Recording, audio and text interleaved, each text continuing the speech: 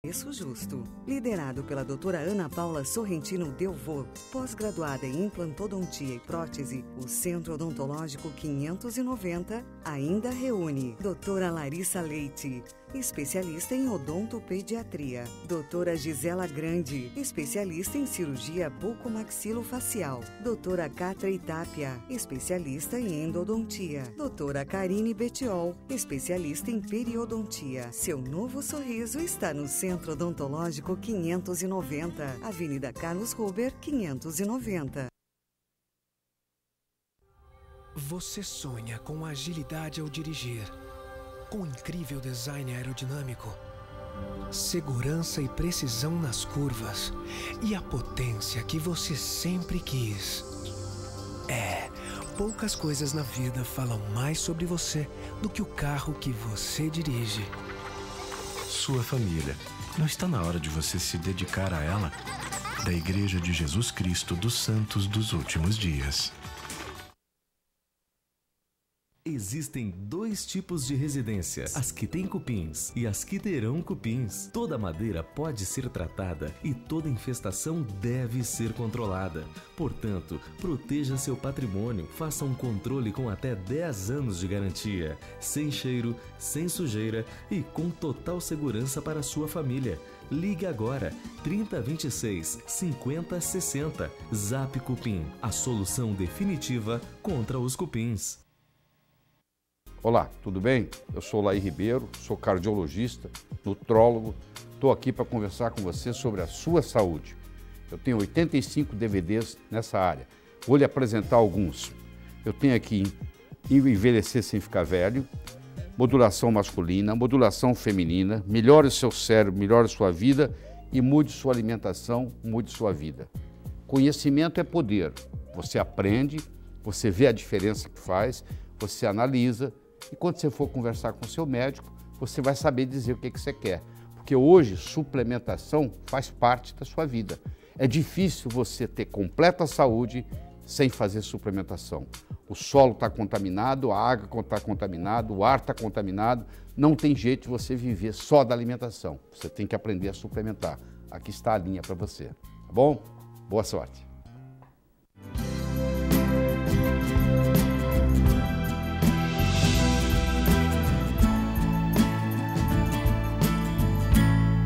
Telefonia. Você que está assistindo o programa, ou que está assistindo a partir de agora, o programa é um pouquinho diferente hoje, tá, pessoal? Normalmente a gente fala de doença e é bom sempre falar em saúde. Então, falando em saúde, nós ficamos um bom tempo tentando trazer o Dr. Beno e o Carlos para falar sobre futebol feminino. Que é saúde, né, doutor Beno? Jogar futebol é um esporte, faz bem para a cabeça? Como eu falei anteriormente, assim, é uma terapia, mas uma terapia que tem que ser bem controlada, né? Ou seja, o exercício, ele realmente baixa depressão, ansiedade. Hoje é terapia através do movimento, desde que seja adequado. Adequado tem uma série de padrões que não pode fugir. Por exemplo, se eu fizer exercício demasiado, vai desencadear em mim depressão pura, por gasto energético. Os campeões de maratona são os caras que numa corrida são aqueles que terminam a corrida com mais depressão. Isso é importante falar, porque as pessoas acham que tem mulheres que são viciadas em academia. Eu tenho pacientes que elas ficam assim 4 horas por dia na academia. Exatamente. Então, exercício demais também faz mal. Certamente. Isso acha que liberar a endorfina é ficar bem. Isso aí é um comportamento obsessivo compulsivo em cima de alguma coisa, que não precisa ser o esporte, nem a atividade física. Tem gente que faz isso na sua profissão também, fazendo outras coisas. E isso, quando for demasiado, certamente é uma coisa que é prejudicial. Ou seja, nada que é demais também é bom, né? Exato. Nós fizemos, eu já falei 300 vezes aqui, né? Você está cansado de saber, mas eu fui fazer uma pós-graduação, eu estou formado há quase 30 anos. Então eu fui fazer uma pós do MEC, junto com o filho mais velho. Eu sou cirurgião geral, cirurgião plástico, trabalho em UTI e tal, e agora me divirto estudando por lazer. Então eu fui fazer uma pós, Beno, em nutriendocrinologia, em que uma das máximas das nossas aulas lá é o seguinte: viver faz mal para a saúde. Quer dizer, envelhece. Principalmente, é o que tu falaste, O cara que faz exercício demais, ele libera radical livre. Bom, não existe vida sem radical livre. Oxidação faz parte, né? Agora, se eu fizer exercício demais, eu vou liberar mais radical livre. O preço que eu pago para fazer qualquer movimento é liberar um radical, que é o radical oxidrila, que o nosso corpo não tem defesa contra isso. Existem alguns antioxidantes que podem diminuir o efeito maléfico. E eu canso de receber gente, porque hoje em dia a gente recebe muito guri de academia, tal, muita gente até das academias que eu frequentava, e gente que, como tu falaste, maratonista, quer dizer, o cara está perdendo massa magra.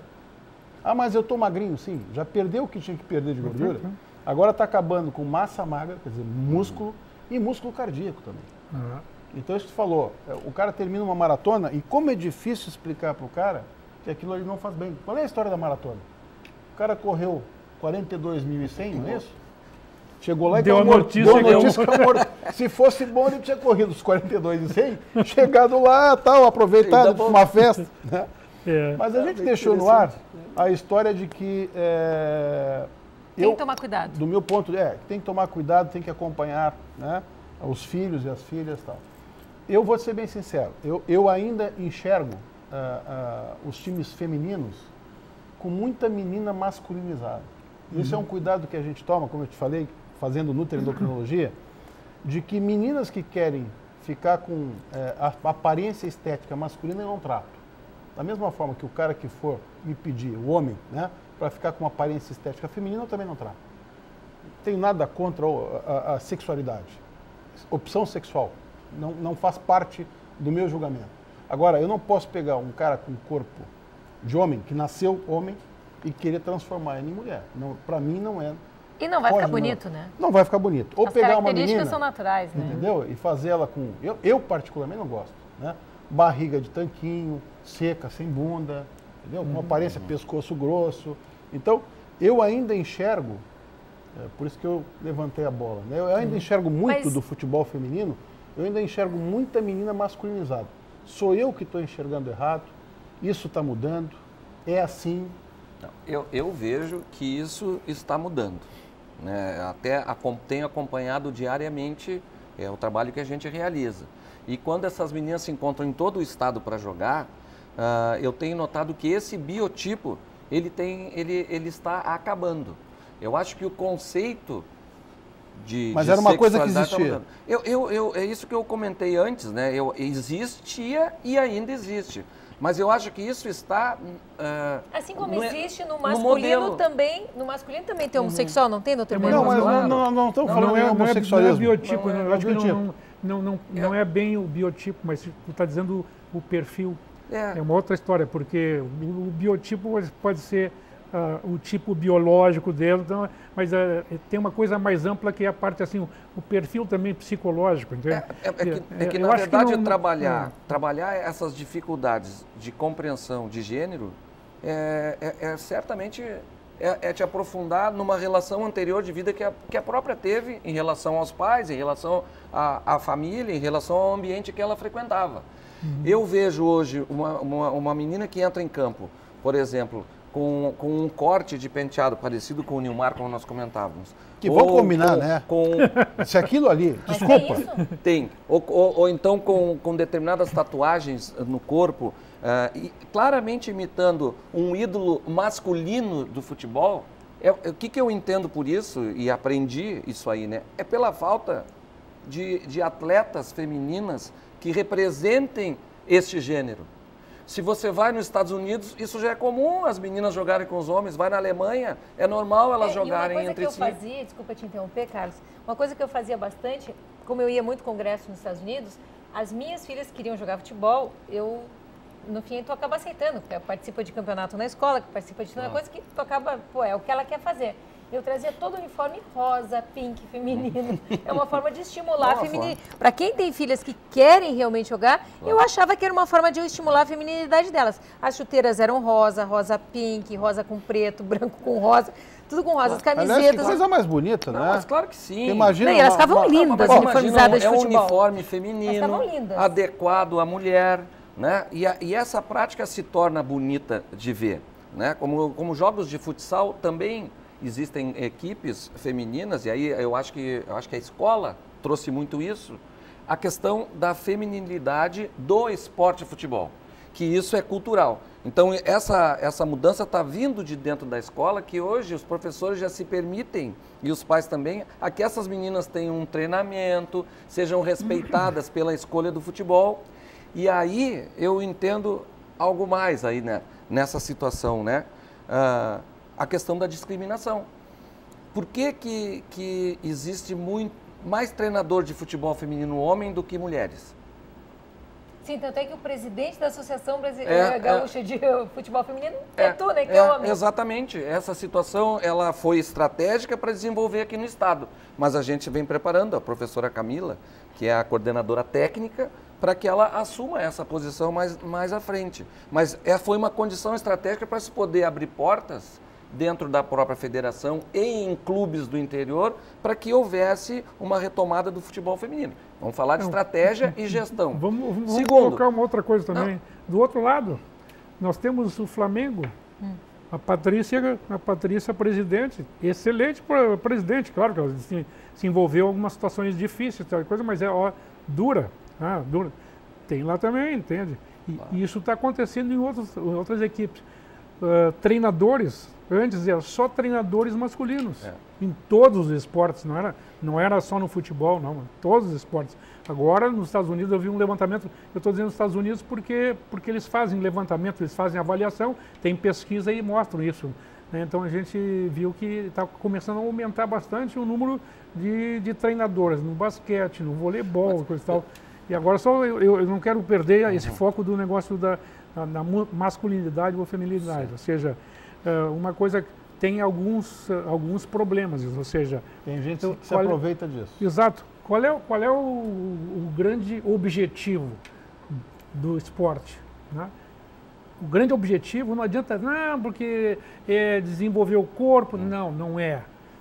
O pessoal que entra, criança e adolescente, está querendo ganhar às vezes de qualquer maneira. O que eu vejo no futebol, que eu vim aqui para falar bem, mas eu tenho que ser justo, é assim, vencer hoje ainda é complicado se não tiver realmente um pouco mais de coisa masculina, de chegar junto, não sei o que mais. Dá para até dizer que as pessoas mais finas de trato, como na meia cancha, aqueles que fazem coisas construtivas, essas sim são pessoas com um toque melhor e que não precisa bater em ninguém. Mas eu estava falando aqui no intervalo, uma coisa muito importante, um fator muito importante é a legislação para a mulher e a parte de arbitragem. Ou seja, tinha uma maluca que eu não conseguia, conceber de que uma maluca daquela, uma assassina, que batia vergonhosamente, sim, ela pegava e batia, arrancava o cabelo da guria, dava pontapé sem bola, dava soco em tudo que é lugar, e as árbitras, mulheres, tem bastante árbitras mulher hoje, e elas deixavam, ficavam até com medo. Ela foi eliminada do futebol. Isso foi uma coisa assim, uma grande vitória. Sim, uma pessoa doente. Exatamente, totalmente doente. O pior é isso, que as pessoas como essa estão achando que elas são malandras, que elas sabem das coisas, e que na verdade não é. É doença pura, mas doença pesada, mental, e ela estava aí dentro assim como existe em todas as profissões, em todos os esportes, né? Porque para as pessoas não pensarem que mas é o futebol que estimula, não. Em todas as profissões, em todos os esportes, tem pessoas que, infelizmente, precisariam de um psicólogo, uma terapia, e se negam a se tratar, né, doutor Beno? O que se vê no futebol feminino, né?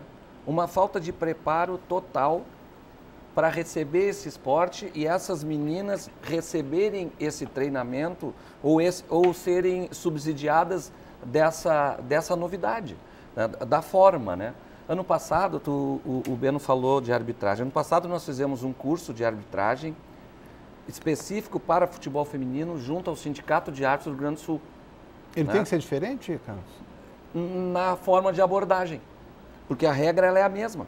Mas a forma de abordagem, como o árbitro vai se posicionar frente a uma mulher jogadora, tem que ser diferente, né? Eu me lembro numa conversa que eu tive com a Duda, a nossa representante aqui do Sul, de futebol feminino, ela comentava assim, pô, Neco, Por que quem faz comentário de jogo de futebol feminino, no caso de seleção, que é o que eles transmitem, é um ex-jogador masculino e não alguém que jogou futebol feminino? Tá certo. Entendeu? É um questionamento extremamente pertinente nessa relação, né? E aí tu começa a entender isso. Quem apita o jogo? Né? Tem que ser uma pessoa que tenha trabalhado ou que ela tenha entendido que o futebol feminino tem essas peculiaridades. Falando com o René Simões, que foi o treinador da seleção brasileira, nosso amigo, né, Beno? Participou aqui do primeiro Fórum Brasileiro de Futebol Feminino, que a associação é que fez, foi no Sesc Campestre, e o René Simões veio a convite porque era o treinador da seleção brasileira, medalhista de prata. E ele apresentou um trabalho belíssimo que eles fizeram com essas meninas, de estudo inclusive do ciclo menstrual. Para quê? Para poder, no momento que elas venciam essas dificuldades e progrediam no campeonato, aquilo não interferisse na condição dela de atleta. E com certeza interfere, né? Mas você sabe bem melhor que nós, né? Então, veja como o futebol feminino ele existe, ele tem no Brasil, pelo amor de Deus, e na América Latina ele tem um campo vasto, mas ele é considerado um esporte caro. Porque a mesma estrutura que o futebol masculino tem, o futebol feminino tem que ter. Ele tem que se construir. Imagina a dificuldade que os clubes masculinos hoje têm para sustentar a sua equipe masculina. Imagina a contrapartida do feminino. E aí vamos entrar um pouco na legislação, né? Se existe atleta masculino, a CLT condiciona que existe atleta feminino. E aí pode acontecer, os clubes têm medo de que a pessoa entre na justiça e queira uma equiparação salarial com um jogador profissional. Existe esse medo por parte dos clubes? Existe o medo por parte dos clubes, sim. O Brasil está muito mal nessa parte de a legislação. do futebol feminino como um salário profissional. Porque todas elas ganham mal, com algumas só que...